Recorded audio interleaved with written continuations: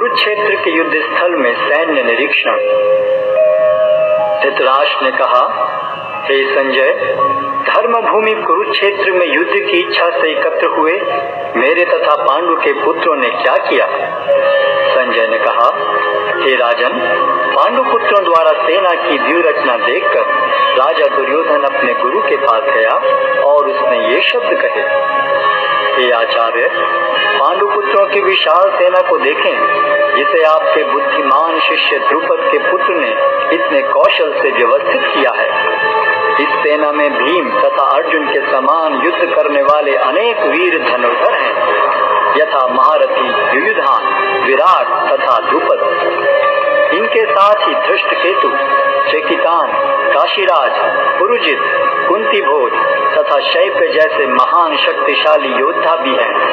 पराक्रमी युधामन्यु, अत्यंत शक्तिशाली उत्तमौजा, सुभद्रा का पुत्र तथा द्रौपदी के पुत्र, ये सभी महारथी हैं। किंतु हे ब्राह्मण श्रेष्ठ, आपकी सूचना के लिए मैं अपनी सेना के उन नायकों के विषय में बताना चाहूंगा जो मेरी सेना को संचालित करने में विशेष रूप से निपुण हैं। मेरी सेना में स्वयं आप, भीष्म, कर्ण, कृपाचार्य, अश्वत्थामा, विकर्ण तथा सोमदत्त का पुत्र भूरिश्रवा आदि हैं, जो युद्ध में सदैव विजयी रहे हैं। ऐसे अनेक वीर भी हैं जो मेरे लिए अपना जीवन त्याग करने के लिए उद्यत हैं। वे विविध प्रकार के हथियारों से सुसज्जित हैं और युद्ध विद्या में निपुण हैं। हमारी शक्ति अपरिमेय है और हम सब पितामह द्वारा भली भांति संरक्षित हैं, जबकि पांडवों की शक्ति भीम द्वारा भली भांति संरक्षित होकर भी सीमित है। अतः इस सैन्य व्यूह में अपने अपने मोर्चों पर खड़े रहकर आप सभी भीष्म पितामह को पूरी सहायता दें। तब कुरुवंश के वयोवृद्ध परम प्रतापी एवं वृद्ध पितामह ने सिंह गर्जन की सी ध्वनि करने वाले अपने शंख को उच्च स्वर में बजाया, जिससे दुर्योधन को हर्ष हुआ। तत्पश्चात शंख, नगाड़े, बिगुल, तुरही तथा सिंह सहसा एक साथ बज उठे। वह समवेत स्वर अत्यंत कोलाहलपूर्ण था। दूसरी ओर से श्वेत घोड़ों द्वारा खींचे जाने वाले विशाल रथ पर आसीन कृष्ण तथा अर्जुन ने अपने अपने दिव्य शंख बजाए।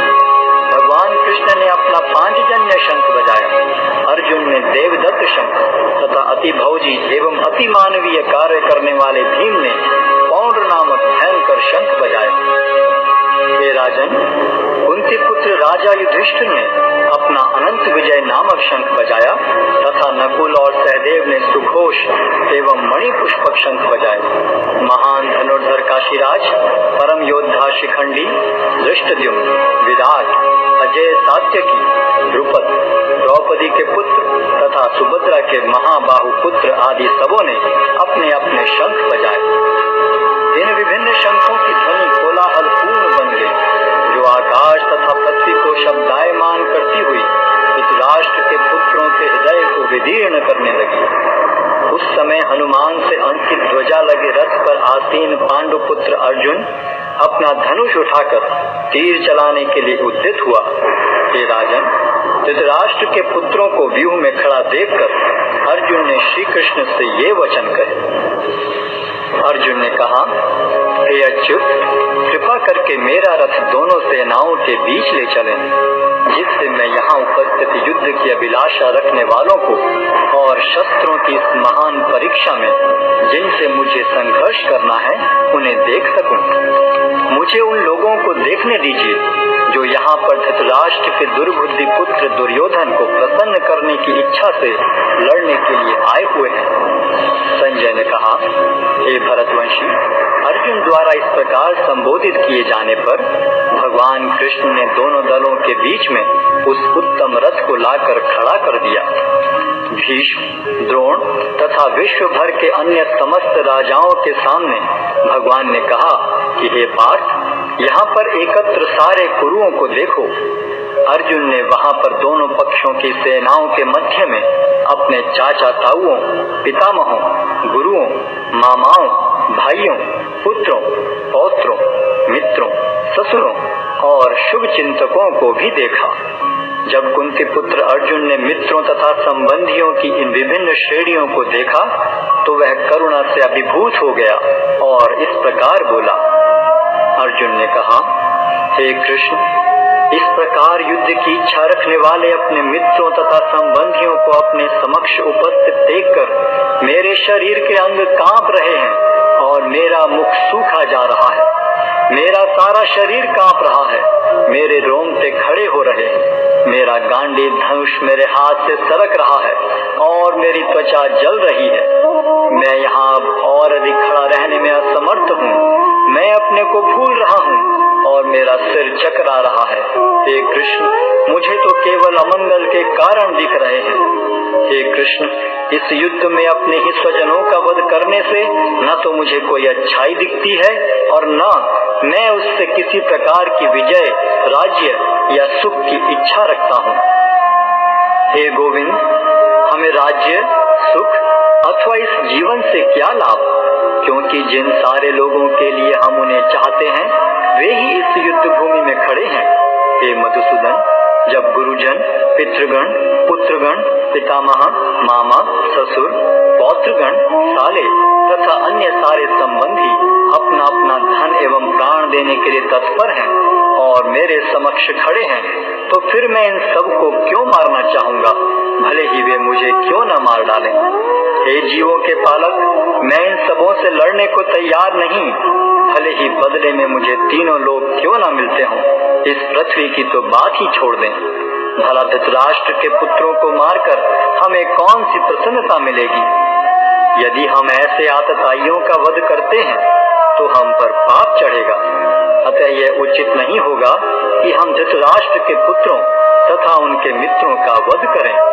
हे लक्ष्मीपति कृष्ण, इससे हमें क्या लाभ होगा और अपने ही कुटुंबियों को मारकर हम किस प्रकार सुखी हो सकते हैं। हे जनार्दन, यद्यपि लोक से अभिभूत चित्त वाले ये लोग अपने परिवार को मारने या अपने मित्रों से द्रोह करने में कोई दोष नहीं देखते, किंतु हम लोग जो परिवार के विनष्ट करने में अपराध देख सकते हैं, ऐसे पाप कर्मों में क्यों प्रवृत्त हों। कुल का नाश होने पर सनातन कुल परंपरा नष्ट हो जाती है और इस तरह शेष कुल भी अधर्म में प्रवृत्त हो जाता है। हे कृष्ण, जब कुल में अधर्म प्रमुख हो जाता है तो कुल की स्त्रियां दूषित हो जाती हैं और स्त्रीत्व के पतन से हे वृष्णिवंशी अवांछित संतानें उत्पन्न होती हैं। अवांछित संतानों की वृद्धि से निश्चय ही परिवार के लिए तथा पारिवारिक परंपरा को विनष्ट करने वालों के लिए नारकीय जीवन उत्पन्न होता है। ऐसे पतित कुलों के पुरखे गिर जाते हैं क्योंकि उन्हें जल तथा पिंडदान देने की क्रियाएं समाप्त हो जाती हैं। जो लोग कुल परंपरा को विनष्ट करते हैं और इस तरह अवांछित संतानों को जन्म देते हैं, उनके दुष्कर्मों से समस्त प्रकार की सामुदायिक योजनाएं तथा पारिवारिक कल्याण कार्य विनष्ट हो जाते हैं। हे प्रजापालक कृष्ण, मैंने गुरु परंपरा से सुना है कि जो लोग कुल धर्म का विनाश करते हैं वे सदैव नरक में वास करते हैं। ओहो, कितने आश्चर्य की बात है कि हम सब जघन्य पाप कर्म करने के लिए उद्यत हो रहे हैं। राज्य सुख भोगने की इच्छा से प्रेरित होकर हम अपने ही संबंधियों को मारने पर तुले हैं। यदि शस्त्रधारी धृतराष्ट्र के पुत्र मुझ निहत्थे तथा रणभूमि में प्रतिरोध न करने वाले को मारें तो यह मेरे लिए श्रेयस्कर होगा।